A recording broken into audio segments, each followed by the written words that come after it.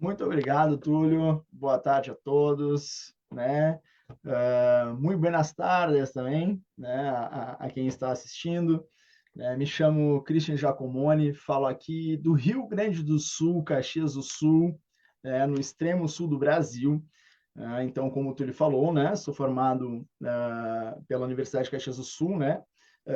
E trabalho atualmente como professor universitário no Centro Leonardo da Vinci, também conhecido como Uniaselv, aqui no Brasil.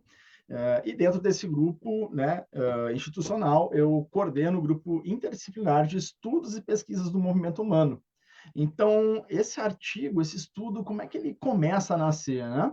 Ele começa a nascer primeiramente de uma pós-graduação que eu estava realizando, também de uma inquietação que eu tinha em relação ao meu trabalho profissional como preparador físico, né? E aí, fazendo semelhanças com o Julián, né? Trabalhei 12 anos com futebol profissional, né? Então também vem dessas inquietações. Hoje trabalho, né, com natação competitiva. Então, esse estudo ele parte, né, dessa questão central, essencial para a educação física, para a área do esporte, para a área do treinamento, né? Por que em determinado momento, por exemplo, né, de um exercício, de um treinamento, a gente não consegue mais sustentar a força, a potência ou uma intensidade que a gente, né, inicialmente planeja. Então, logo, o objetivo central dessa revisão, desse artigo de revisão, foi articular nos conceitos, né, dos mecanismos tanto centrais quanto periféricos da fadiga, com estratégias práticas de prescrição, né, de treinamento, do treinamento propriamente dito. Dentro desse escopo, né, foram pesquisados estudos publicados, né, de 2021 até março de 2025, né? A metodologia vocês podem acompanhar no artigo publicado, né, lá na revista F Deportes. A busca se deu, né, em bases como a PubMed, Scopus, Web Science, né? Só para vocês terem uma ideia, o escopo geral dessa revisão reuniu 410 estudos, né, dos quais, né, acabei selecionando 15, né? Para que a gente comece a discussão, né, a fadiga neuromuscular ela não pode ser interpretada apenas como aquele sentimento de um cansaço muscular. Por quê?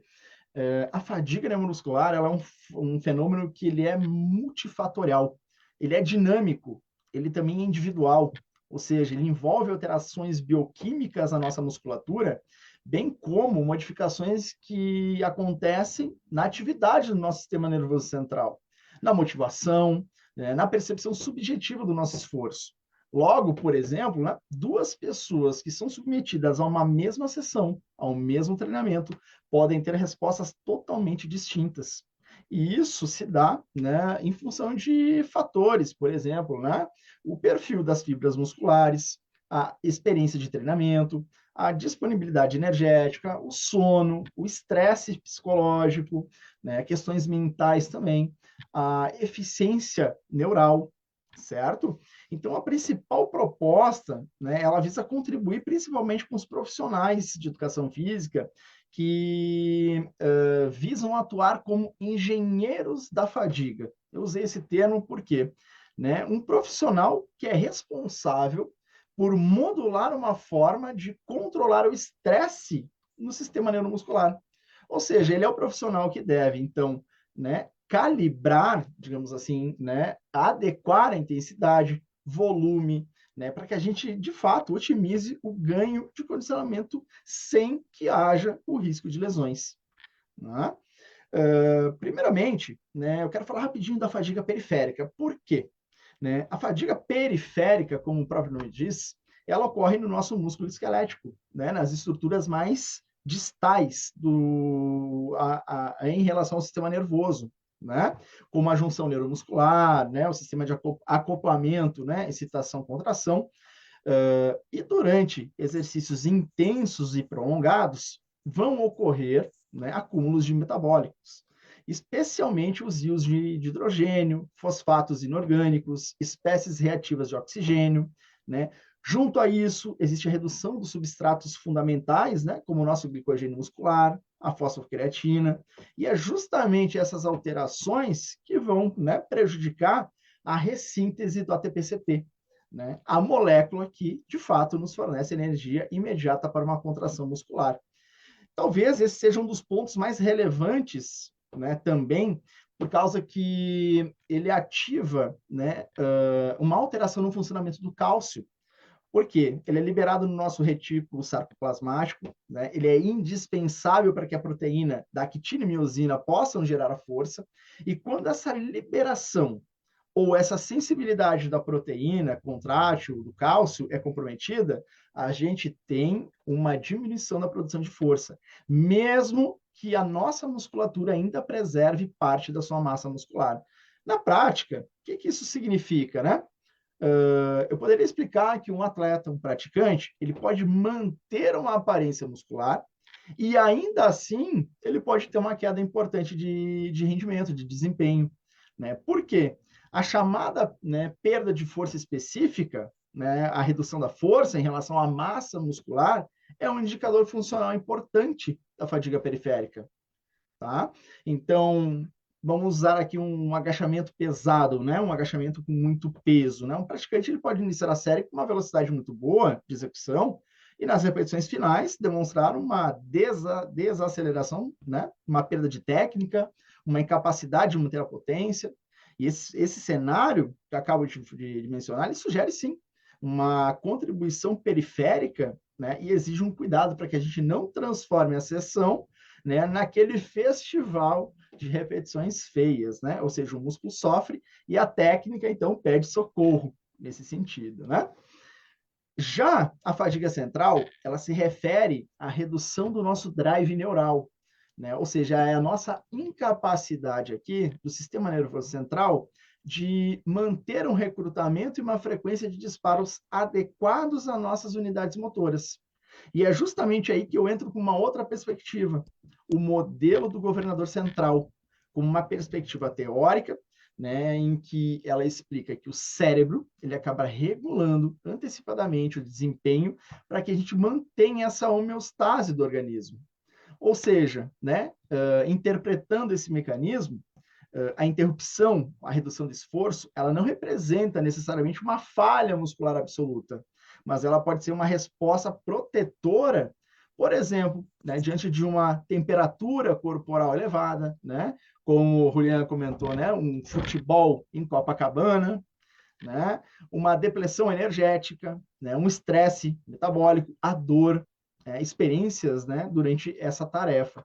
Ou seja, né, quando a gente entende, compreende criticamente, né, esse mecanismo, porque a fadiga ela não é explicada apenas por uma teoria, né? Eu também trouxe aqui, né, a baila desse artigo, a perspectiva da psicobio, a questão da perspectiva psicobiológica, ou seja, né, complementando essa discussão não só fisiologicamente, mas também destacar a questão da percepção do ser humano, né, do esforço, da motivação, da atenção, da fadiga mental, das tolerâncias, né, ao desconforto, né, que vão influenciar diretamente o desempenho, né? Por exemplo, né, um praticante que chega numa sessão onde ele não teve um sono reparador, né, teve um estresse, né, no seu dia a dia, ele não vai ter o mesmo rendimento que um atleta que teve, né, um bom sono, uma boa recuperação, uma boa alimentação. E mesmo sem uma dor muito intensa, ele pode sim estar relatando desconforto, né, muito mais elevado, né, do que ele habitualmente apresentaria. E nesse caso, o componente central e o psicobiológico aqui, ele pode ser muito mais evidente para identificar a fadiga do que propriamente a fadiga periférica que a gente acabou de comentar, né? Creio eu que a grande contribuição prática, né, desse estudo ela se dá na proposta do modelo de monitoramento de fadiga, né, que eu acabo chamando de MDF. Esse modelo ele visa integrar de uma forma simples, de uma forma não invasiva e que a gente de fato pode aplicar no nosso contexto, né, real de treinamento, mesmo sem ter muitos equipamentos, né, à nossa disposição.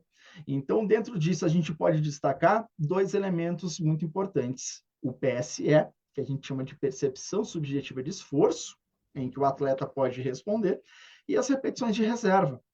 né? Então, a partir, por exemplo, da percepção de esforço do meu atleta, eu identifico como que ele está entendendo a série, o treino, né, a semana, seja de forma aguda ou de forma crônica. E as repetições de reserva, né, se eu não tenho outros equipamentos aqui para mensurar, né, como o VBT, né, a velocidade de execução do movimento, eu posso estar me fundamentando por repetições de reserva, porque eu consigo indicar quantas repetições ele ainda acredita que ele consegue realizar com uma técnica adequada, né? Como uma aplicação prática, né, eu sugiro no artigo, né, que uma série ela pode ser interrompida quando a gente, né, simultaneamente, né, perde uma velocidade superior a aproximadamente 20%, né, durante a nossa execução. Se a gente fosse levar, né, para o conceito subjetivo, né, da percepção subjetiva de esforço, ele teria uma percepção subjetiva de 8, né, até 10, né, numa escala de 0 a 10, ou seja, uma baixa quantidade de repetições de reserva. É uma decisão que pode ser, né, qualificada, né, simples, né, e que pode levar aí, né, a bons resultados, né? Também enfatizo, né, a questão, né, da manipulação de pausas, de intensidades, de volumes, né?